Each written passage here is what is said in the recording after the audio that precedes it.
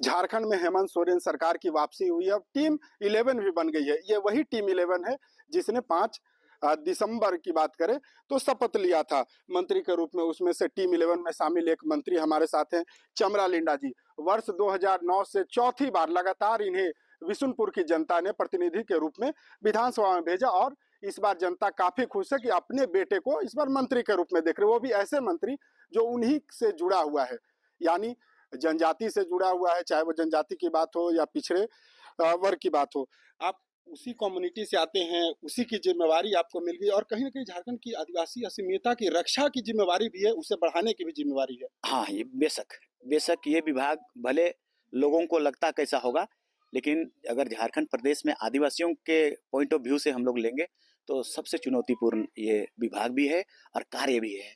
तो ये कार्य और ये जिम्मेदारी मेरे को माननीय मुख्यमंत्री जी ने दिया है, तो मैं उसका बहुत आभार व्यक्त करूंगा। और उसने बहुत सोच समझ के जिम्मेदारी दिया होगा, और क्योंकि उसके दिल में अवश्य आदिवासी का कल्याण के विषय में सोच होगा। हम लोग भी इसको सोचते हैं कि पिछले कल में कई बार ऐसा हुआ कि पॉलिटिकल इंस्टेबिलिटी के कारण में ट्राइबल से संबंधित जो पॉलिसियां हैं, जो ट्राइबल एडवाइजरी काउंसिल के द्वारा होनी होती है, नियमों का बनाना होता है, प्रोटेक्टिव लॉ बनाना होता है, वो हो नहीं पाया है। उसको कैसे किया जाएगा, ऐसा माननीय मुख्यमंत्री जी के दिमाग में होगा। एजुकेशन से संबंधित जैसे कल्याण विभाग में बहुत सारे स्कॉलरशिप्स हैं, जैसे उन लोगों ने, हमारे मुख्यमंत्री ने कर दिया, विदेश जाइए पढ़ के आइए, परदेसिया योजना पर यस परदेसिया, ये बहुत कम अभी तक का बिगिनिंग शुरुआत करा हुआ है। पिछले 20 साल में ऐसा नहीं हुआ। अब आदिवासी बच्चे इंग्लैंड जाएंगे, अमेरिका जाएंगे, वहां से पढ़ लिख के आएंगे, तो उसका दृष्टिकोण खुलेगा। उसी तरह से अब हम लोग सोच रहे हैं कि IAS IPS इंजीनियर मेडिकल के लिए कैसे आप कोचिंग क्लासेस करेंगे। देखिए, आदिवासी बच्चे एकदम नदियों से, पहाड़ों से, ऐसे जगहों से पढ़ करके आते हैं, मैट्रिक पास करके आते हैं। अब उसको उस लेवल का कोचिंग चाहिए है जिससे कि वो नीट पास कर सके, IIT पास कर सके और IAS और IPS कर सके। तो उसके लिए क्या कर सकेंगे, वो तो टाउन में ही होगा, रांची में ही होगा। तो उसकी सब व्यवस्था हम लोगों ने सोचा है कि उसको आगे बढ़ाने के लिए क्या कर सकते हैं। और इतना जानते हैं हम लोग कि किसी भी समाज को आगे बढ़ने के लिए उसका एजुकेशन मस्ट है, ये हम लोग को पता है। बट बहुत सारा ड्रॉबैक्स भी आदिवासी कम्युनिटी में है, जैसे पलायन होता है या शराब का सेवन करते हैं, नशा आता है, तो वो चीज़ कैसे बंद होगा या पलायन कैसे रुकेगा, इस पर भी हम लोगों का एक्सरसाइज है। बस आने वाला कल में इस पर हम लोग उसको लागू करने का प्रयास करेंगे, जरूर करेंगे। अभी तो जस्ट बिगिनिंग है, उसको अंजाम तक पहुंचाने के बाद हम लोग करेंगे। क्योंकि हम लोग ये विभाग भी हम लोगों को जो स्वाद था, जो अच्छा था, जो फेवरेबल था, वही मिल गया है। तो जाहिर है कि जिसको जो अच्छा लगता है उस विभाग दिया जाए तो उसकी इफिशियंसी ज़्यादा काम करती है, तो हम लोग ज़्यादा अच्छा कर पाएंगे, हमको यकीन है। तो इसलिए हम लोग अगेन कई बार माननीय मुख्यमंत्री जी ने भी कहा कि भैया आपको हम लोग एक विशेष जिम्मेदारी दिए हैं और एक रिफ्लेक्शन है, स्टेट का रिफ्लेक्शन है। क्योंकि पार्लियामेंट में बोला गया कि ये ट्राइबल कम्युनिटी को हम लोग दे रहे हैं, उसकी डिमांड पर दे रहे हैं, बट उसकी रिफ्लेक्शन कहाँ है? वो आदिवासियों को दिए तो आदिवासियों का क्या हुआ, उसको ठीक करने का जिम्मेदारी है। रोजगार पर भी एक सवाल होता है, क्योंकि पलायन होता है, उन्हें रोजगार नहीं मिलता। इतनी संपन्न राज्य है लेकिन वो दिल्ली जा रहे हैं। ये होगा, हमारी महसूस है 2 कारणों से वो रुकेगी। एक, अब जो मैया योजना है ना, ये आधा से ज्यादा इन पलायनों को रोकेगी। मैं श्योर एंड सर्टन इन बातों को कह देता हूँ, क्योंकि हर एक महिलाओं के पास जो ईटा भाटा जाते थे, जो अपने बच्चों को दिल्ली धाई दगरीन काम करने जाते थे, 10,000 उसके खूट में बंधाएगा। उसके बाद वो कहे कि अपने बच्चों को जाओ 5,000 फीस वाला DAV DPS में पढ़ो, ये बोलने लगेगा वो। अच्छा स्कूल में पढ़ो, ये बोलने लगेगा वो। और दूसरी बात ये है कि धान कटनी होता है, उसके बाद ही लोग प्लान करते हैं। क्यों करते हैं? क्योंकि उसको कोई काम नहीं मिल पाता है।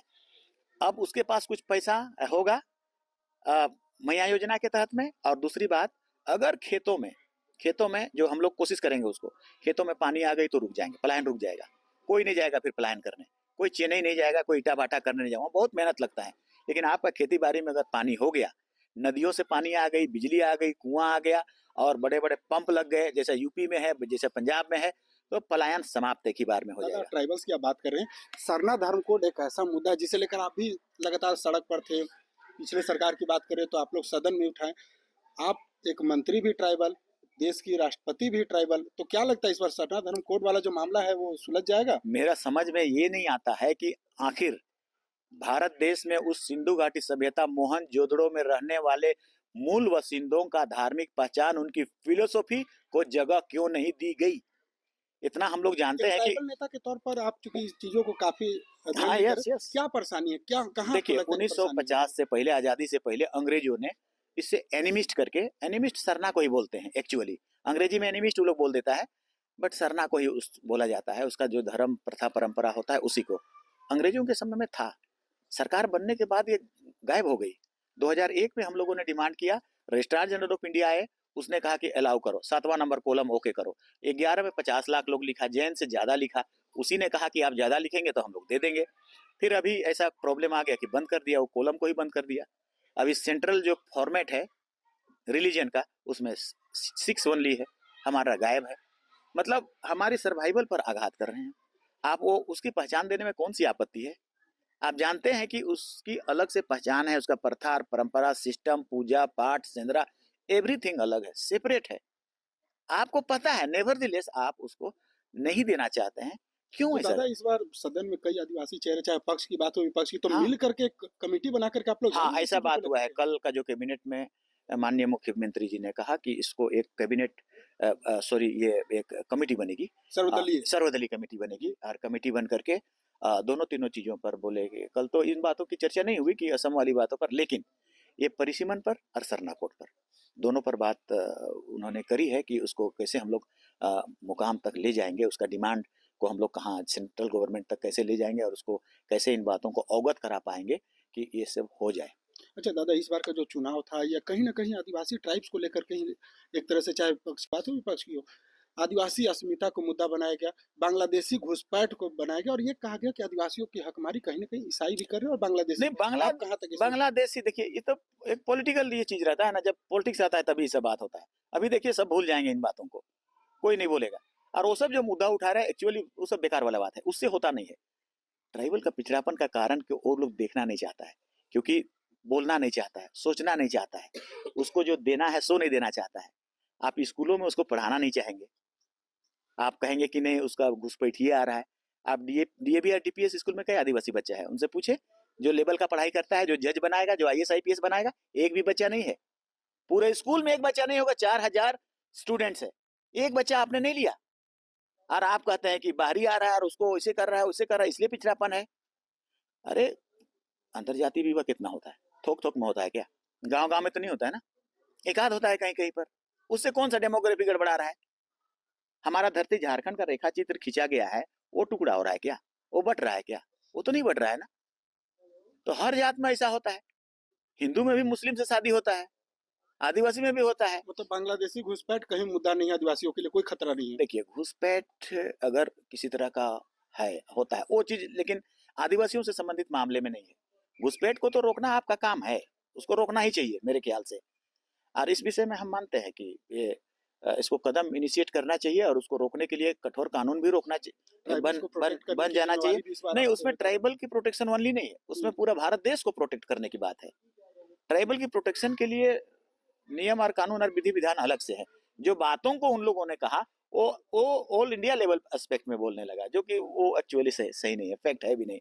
आदिवासी मुद्दों को आप नहीं बोलेंगे, उसके लिए कुछ करेंगे ही नहीं, खाली उसको भटकाने की कोशिश करेंगे, तो आदिवासी भी अब बुद्धू नहीं रह गया, बुढ़बा कुछ सोचता तो है ना। आप उसको ट्राई कर रहे हैं, उसको गड़बड़ करने का, इधर से उलझाने का कोशिश कर रहे हैं, तो वो भी तो रात में बैठता है, सोचता है, तो सोचा, उसके बाद उसको नील कर दिया, तो उसमें उसकी क्या दोष है? दोष अपना है, आप देखो अपना दोष। अच्छा दादा, 2 दिनों से सोशल मीडिया पर अगर देखें तो चमरा लिंडा काफी ट्रेंड कर रहे हैं। लोग तरह-तरह का उस पे कमेंट कर रहे हैं, ये लिख रहे हैं कि इंजीनियर बनने निकले थे, सोशल इंजीनियर बन गए। कई लोगों के लिए आप रोल मॉडल हो गए, तो वो क्या घटना था कि आप इंजीनियर बनने निकले और एक बैक से नेता बन गए, 4 बार विधायक आपको बिशुनपुर की जनता ने यस, बनाया, मेरी अब मंत्री। मेरी मेरी फैमिली बैकग्राउंड बिल्कुल इस दिशा में नहीं थी, बिल्कुल नहीं थी। हम लोग आपने बीच में पढ़ाई भी आप छोड़ दिया था? पढ़ाई भी छोड़ दिया, ऐसे माता पिता मेरे नहीं पढ़े लिखे थे, तो उन लोगों का चाहत था, क्योंकि एचईसी में दोनों लोअर ग्रेड में नाम काम करते थे, सफाई वगैरह करना, फर्नेस में कोयला वगैरह करना, तो उन लोगों का, उनके इंजीनियर का द्वारा ये कहा जाना, जब वो पूछते थे कि तुम्हारा बेटा क्या कर रहा है, तो संजीवियस कॉलेज में मेरे बेटा लोग दोनों साइंस पढ़ता है, तो उनको बहुत ताजुब होता था, क्योंकि उनका बेटों का नहीं होता था संजीवियस कॉलेज में, उस समय उसका लेवल में था तब।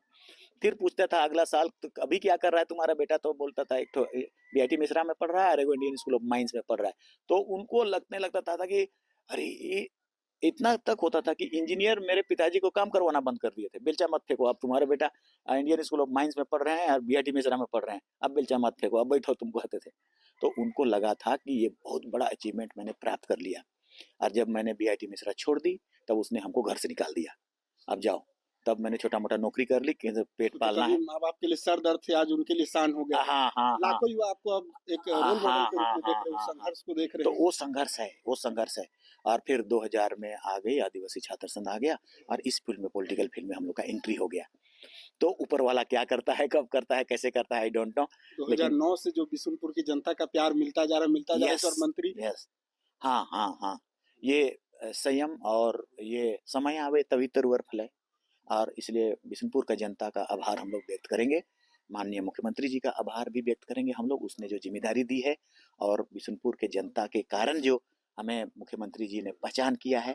और ऐसे शुरुआत से ही हम लोगों का संपर्क रहा था, बाबा से भी, गुरु जी से भी हम लोगों का बहुत अच्छा रहा था। कभी हम लोग जाया करते थे तो जमशेदपुर चले गए तो एक ही कार में ले गए, तो उसको पैर चिपते चिपते जाते थे और पूछते थे, बाबा आप कैसे कैसे करके आप आंदोलन करते थे, क्या क्या करते थे। अच्छा दादा, आंदोलन की आपने बात की, सड़क पर तो आपके आंदोलन को देखा। हाँ, हाँ। आप थोड़ा सा साई नेचर के भी सदन में बड़ा कम चीजों को उठाते थे, तो इस बार तो बड़ी जिम्मेवारी है, लोगों को जवाब देना है, संतुष्ट करना है। सवाल तो इस बार पूरे चमरालिंदा जी सवाल पूछेगा, जवाब देंगे हम, और आंकड़ा के साथ जवाब देंगे हम, पूरे तैयारी के साथ देंगे जवाब।